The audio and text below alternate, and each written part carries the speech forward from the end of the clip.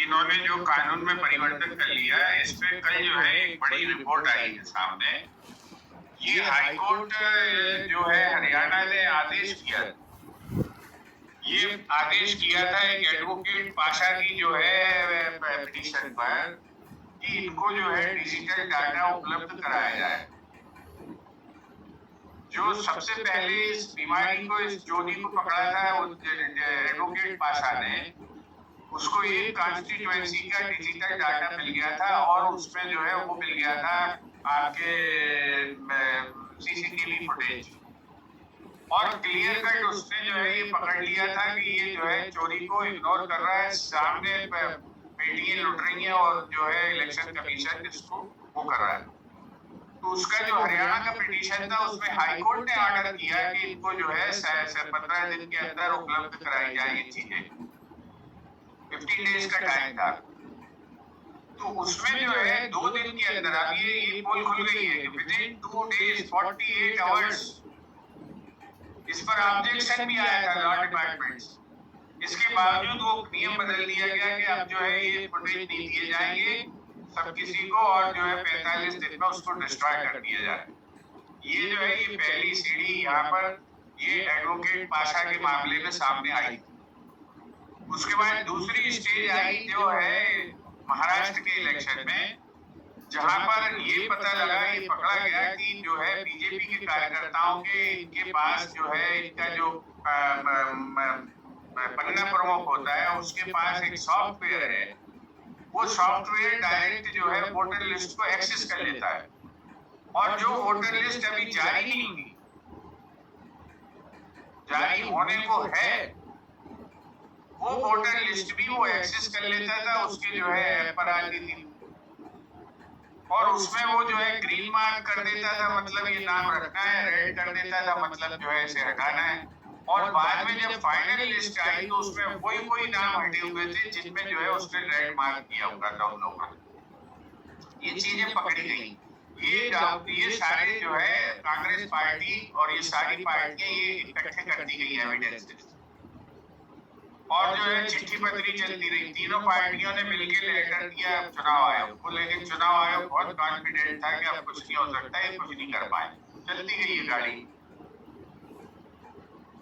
फिर जो है जब डिजिटल डाटा मांगा गया इस कॉन्स्टिट्यूएंसी का एमएलए ने महादेवपुरा का, तो उसको जो है बंडल एक पूरा मुथन्ना भेज दिया गया जो उसको फिजिकल डाटा भेजा गया।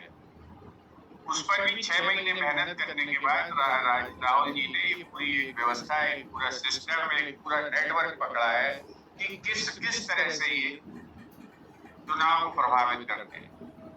7 कॉन्स्टिट्यूएंसी में एक कॉन्स्टिट्यूएंसी को उन्होंने प्रभावित किया और उस एक कॉन्स्टिट्यूएंसी से उन्होंने 7 का रिजल्ट चेंज कर दिया। ये पैटर्न उन्होंने खोला है। इस पर जो है उल्टा हम लोग चाह रहे थे कि एक अपन ऐसी ओपिनियन एक अपनी निकले जिसको हम जो है बोल सकते हैं कि गांधी चौपाल ने जो है इस तरह से इस विषय को लेके जो है बातचीत की और उसमें उनका निष्कर्ष ये वो एक विचार है। इसमें ऑलरेडी कांग्रेस पार्टी यहाँ इनकी टोटल जा चुकी। तीसरा इसमें मुद्दा है जिस पर हम चाहते हैं कि इस पर बहस केंद्रित रहे इसी विषय पे, कि बिहार के अंदर कहा तो जा रहा है कि ये एसआईआर है, intensive revision, but supreme court को जो बताया इलेक्शन कमीशन ने कि हमने 65 लाख वोटर हटा दिए, तो ये डिलीशन का डाटा दे रहे हैं, रिवीजन का डाटा दे नहीं रहे। एक भी वोटर ऐड नहीं हुआ नया, पुरानी लिस्ट से नई लिस्ट बनती है, इस बीच में कोई 18 साल का, 21 साल का, 20 साल का हो गया, उसका एडिशन नहीं हुआ है, केवल डिलीशन ही डिलीशन हुआ है। ये फिर एक तरह से जो है चुनाव आयोग पर उंगली उठती है यहाँ कि अगर मान लीजिए एक रिवीजन हो रहा है किसी वोटर लिस्ट का, तो कुछ लोग ऐड भी हो रहे होंगे, कुछ डिलीट भी हो रहे होंगे, लेकिन केवल डिलीट हो रहे हैं, एडिशन कोई हो ही नहीं रहा है। इसका मतलब जो है एज रुक गई है 6-8 महीनों, कोई बड़ा ही नहीं हो रहा उसके बाद। ये जो है ये समस्या को लेके अब हम उस मुकाम पर पहुंच गए हैं जहां पर बेनकाब है पूरा इलेक्शन कमीशन, उसके पास कोई आंसर नहीं है।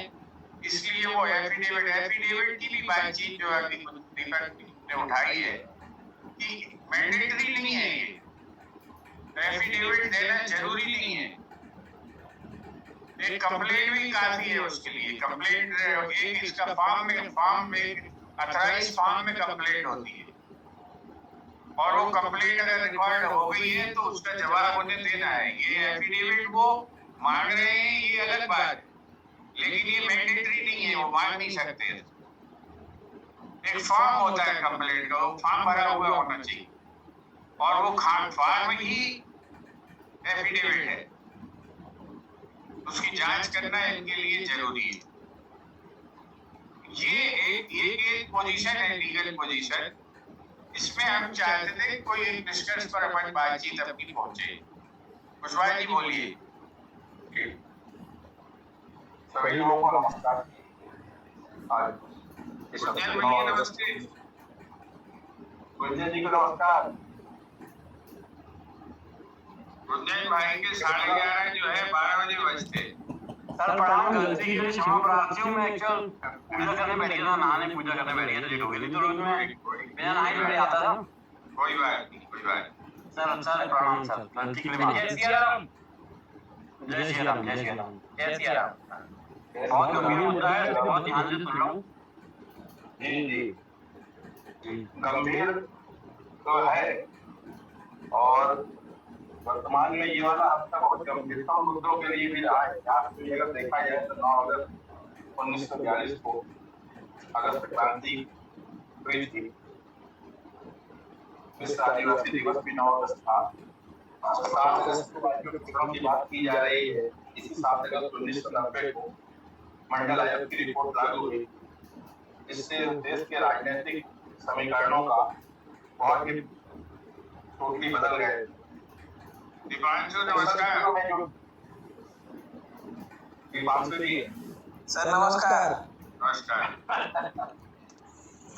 इन सब मुद्दों में जो अभी त्वरित मुद्दा आया है, बिहार का एसआईआर, जैसा कि सर ने बोला कि डिवीजन चल रहा है, तो एक्चुअली जिस तरह से हिस्ट्री का डिवीजन ये लोग करते हैं, उसी तरह से ये वोटरों का डिवीजन करने पे लगे।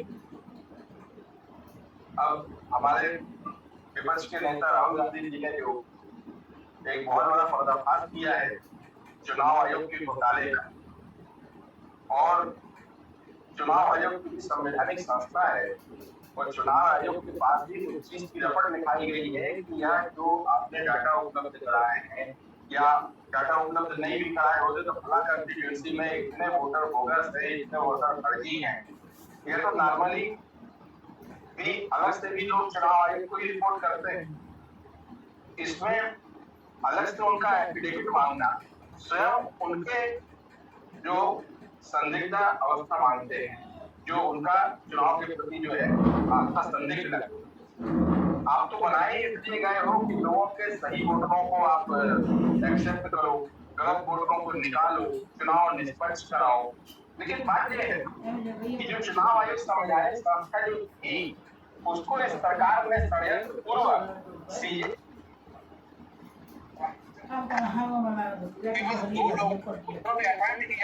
सरकार के ही थे और वही चुनाव आयोग घोषित कर देते हैं चुनाव आयोग।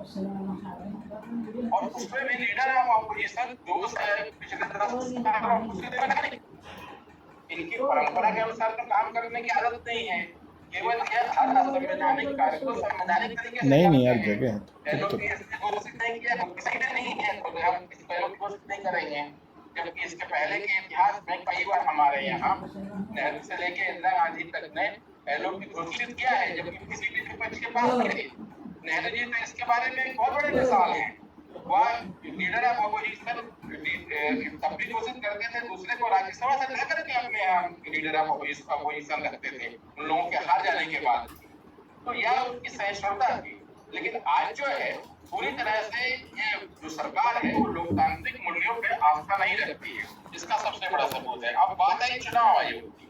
आपने चुनाव आयोग ऐसा चुनाव आयुक्त नियुक्त किया जो संवैधानिक रूप से षड्यंत्र करके जो उसमें परिवर्तन किए उसके निर्वाचन में, तो अब वो चुनाव आयुक्त यही काम करेगा ना कि जो उसको काम भी बोला जा रहा है कि ये भवन महादेवपुरा में यदि लीडर ऑफ ऑपोजिशन ने लिख के दिया है, वो एक पोस्ट पे संवैधानिक तरीके से आपको दे रहा है, उसके बाद भी यदि आप शपथ पत्र मांगते हैं, मतलब कि आपकी जो है जो संविधान में आस्था संदिग्ध लगती है।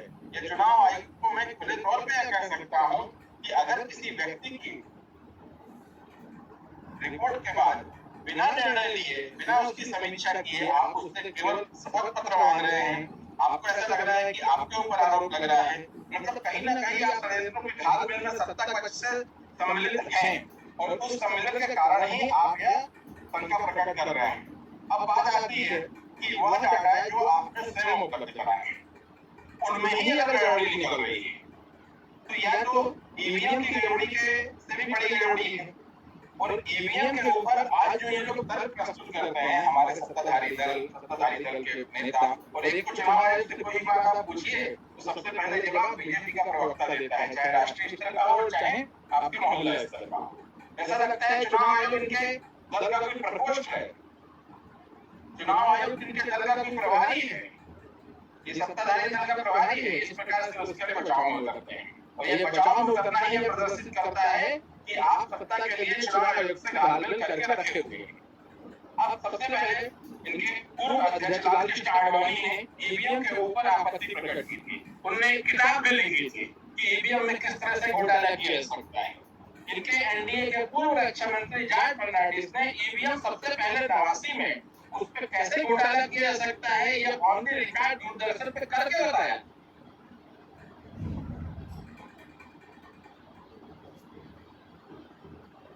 उसके बाद भी ये मानते हैं कि नहीं ईवीएम अच्छा है, ईवीएम जिन देशों में बना वहां उपयोग नहीं हो रहा है।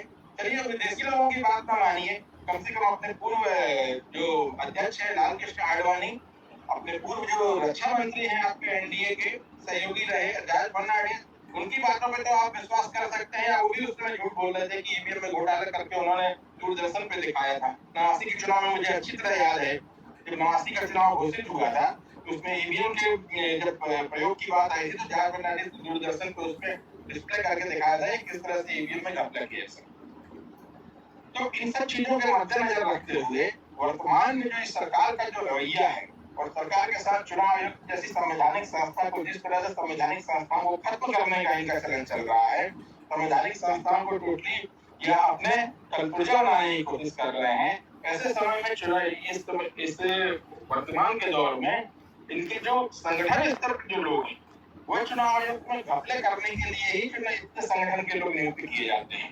ये बिल्कुल सही बात। अभी बधाई पन्ना प्रभारी के पास अगर डिवीजन से डायरेक्ट नोटिफिकेशन रहता है चुनाव आयोग से, बिल्कुल शंका प्रकट की जा सकती है। और इस देश में जो देश जब आजाद हुआ था तो इस देश में चुनाव लड़ने के लिए और वोट डालने के लिए कोई शैक्षणिक योग्यता क्यों नहीं रखी गई थी, इसका सबसे बड़ा कारण उस समय के संविधान वेत्ताओं ने दिया था, क्योंकि हमारे देश में 75% लोग निरक्षर थे और उन्होंने कहा था कि अगर हम सब इनको अगर अधिकारों से वंचित रखेंगे चुनाव लड़ने से या वोट देने से किसी शैक्षणिक योग्यता के आधार पे, तो फिर हम उन गुलाम को इन्हें उन सबको गुलाम बना देंगे जो कि वर्तमान में पढ़े लिखे लोग हैं। और उसके बाद भी इन्होंने डिजिटलाइजेशन करने की जो ठानी है इस देश के, जहाँ की आधारभूत संरचना जो है खेतिहर मजदूरों और भूमिहीन मजदूरों को बिहार के परिप्रेक्ष्य में लिया जाए। जो डॉक्यूमेंट्स इन्होंने मांगे हैं 80% डॉक्यूमेंट्स वहाँ पे लोगों के पास नहीं है। 10th की मार्कशीट अगर बिहार में पढ़ने वालों के देखी जाए और जमीन के कागज मांगते हैं, भूमिहीन अब तक कैसा रजिस्ट्रेशन कराएगा चुनाव वोट डालने के लिए। ये जो 11 डॉक्यूमेंट षड्यंत्र पूर्वक मांगे जा रहे हैं जो कि वहाँ पे उपलब्ध नहीं है। 45% लोग ऐसे हैं जिनके पास भूमि नहीं है, 65% लोग ऐसे हैं जो 6,000 रुपए महीने कमाते हैं। वह अपने डॉक्यूमेंट्स कैसे प्रस्तुत करेंगे चुनाव में अपने वोट डालने के लिए? ये सीधे सीधे लोकतांत्रिक हमला है। यह SIR करके बिहार के चुनाव का अपहरण करना चाहते हैं और देश की मौलिक संरचना पे घात पहुंचाना चाहते हैं। जो मौलिक अधिकार संविधान के द्वारा दिए गए हैं लोगों को वोट डालने के लिए, आज किसी भी इंफ्रास्ट्रक्चर में आप जाइए इंटीरियर में तो कोटवार बताता है कि यहाँ पे कितने लोग रहते हैं। आज आपके ब्लॉक के ऑफिस हर गांव में है। आज भी बाढ़ आती है और बाढ़ नहीं भी आती है तो कई गांव ऐसे हैं जिनमें थाने जो है नदी पार करके जाना पड़ता है। और आप चुनाव को एक ऐसी चीज बनाए दिए हैं कि जो कि कंप्यूटर से आप संचालित करेंगे।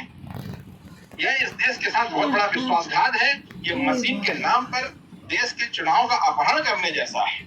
और मशीन के नाम पर, ये डिजिटलाइजेशन के नाम पर ये चाहते हैं कि चुनाव में हम अपना पूरा एक कब्जा बनाए रखें, हर लोकतांत्रिक प्रक्रिया को अपने कब्जे में रखें और हर एक असंवैधानिक कार्य संवैधानिक तरीके से करके उन सर्वहारा वर्गों का यह लूटना चाहते हैं अधिकार। और आज राहुल गांधी के ऊपर आरोप क्यों लगाया जा रहा है कि आप एफिडेविट दे दिएगा?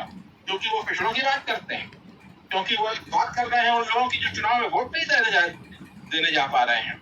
वह उन वंचित लोगों की बात कर उठाना चाह रहे हैं, इसलिए उनको सुप्रीम कोर्ट के जज अपने सीमा का अतिक्रमण करके, आप विधायिका हो, विधायिका के व्यक्ति को, न्यायपालिका का व्यक्ति अपने दायरे में रहना चाहिए। आप अतिक्रमण करके विधायिका के लोगों को प्रशिक्षण नहीं देगा कि आपकी देशभक्ति ऐसी है, आपको थोड़ा पढ़ना चाहिए, लिखना चाहिए। वह व्यक्ति इलेक्ट होकर के आया है, आप सेलेक्ट होकर के आए हो, आपका न्यायपालिका है, कार्यपालिका वाला एग्जाम दे करके आया है। अगर आपको इतनी नेतागिरी का शौक है तो आप बंद करिए कार्यपालिका में काम करके जाए, बंद करिएगा और जाकर के एग्जाम दे दिया आगे में कार्यपालिका बन जाए, जाके चुनाव लड़िएगा। इन सब चीजों को मद्देनजर रखते हैं। वाकई में एमपी देखने लायक है कि वर्तमान में किस तरह से हम अतिक्रमण करके लोगों को ये जो दायरे हैं उस दायरे में जाएंगे।